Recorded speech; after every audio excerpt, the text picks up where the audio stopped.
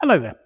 My name's David Allen. I'm a Master of Wine. I'm here in Bordeaux at the moment, making some tasting videos for the 2025 vintage, which is currently being reviewed by the press and will be looked at by the trade in the next week or so.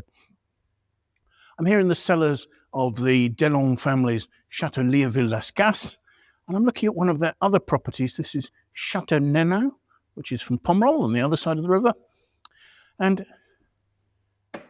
I found this a really fascinating one. I think that amongst Pomerols, Nenin often has its own quite individualistic style, and the aromas on this are lovely. This is a wine that's predominantly Merlot, and often you think that Merlot is going to be juicy and fat and rich and opulent. But I think somewhat in line with the Delon style with their other wines, this is actually a little bit more refined, a little bit more elegant, a little bit more different. 62% Merlot, 32% of Cabernet Franc, and then 6% Cabernet Sauvignon going into the blend. Now, the 2025 vintage was warm, it was sunny, the vintage was early. Fortunately for Pomerol, they had some rains in April, 120 millimetres evidently, and of the different terroirs in the vineyard here, the third of the vines that are on a clay slope really benefited from the fact that the clay absorbed that water and slowly gave it back to the plant throughout the season, keeping the vines active. There was then a little relieving rain just before the harvest at the end of August, and that's actually helped to give this vintage some real elegance. What were looking to be really tight, concentrated bunches were just given a little dilution. It meant that the alcohol's in balance, you've got lovely ripe tannins, and the perfumes aren't being smothered by high alcohols, and they're just allowed to express themselves. And actually, it's the nose on this wine that I find so fascinating.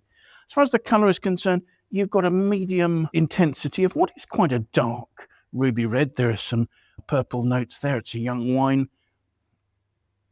I'm swirling it. It's quite readily throwing tears on the side of the glass there. But smelling it, this has a vibrant red plum note. It's lovely and lively. And then you start finding some other aromas in there. I start off by finding sort of notes of blood orange. There are hints of chocolate. And then you start seeing some of the elements that are coming from the barrel aging. There are hints of cinnamon, perhaps a little bit of cocoa, coffee even. There really is a myriad of these quite lively expression of fruit and spices. There even appears to be some sort of candied peel in there. It's almost like an expression of sort of glauwine or something like that, that has some sort of potpourri of spices in it. I find that really attractive. So let's see what it tastes like.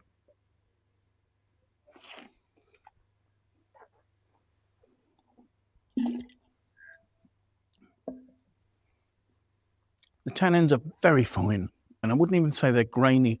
There's a more sort of chalky note, dustiness, almost like cocoa powder notes over there.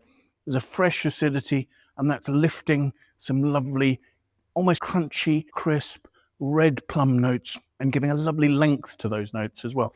And on the finish, you're starting to see those hints of cocoa starting to come out. I assume those are barrel notes. The finish really lingers very nicely. As I say, the alcohol's not overwhelming those perfumes, and they can endure very nicely. The wine structure and the wine's acidity suggest it probably is a wine that would age really well. Having said that, I suspect after 3 or 4 years, the tannins are so smooth, so silky, that they will probably have softened enough that this will be quite approachable after 4 or 5 years. Like I say, I think this is a wine that really stands out as having its own individuality, and I've very much enjoyed it. So thank you so much for joining me. I'll leave a link to the winesearcher website in the notes below. And frankly, if you're buying En-Primeur wines, I do think that winesearcher is an essential resource. So do follow the link. There you'll be able to see pricing for previous vintages, current availability. You'll be able to see once people have the wines and at what price they're offering them. So do join me for some more tastings. Do please press the like button. And until then, bye for now.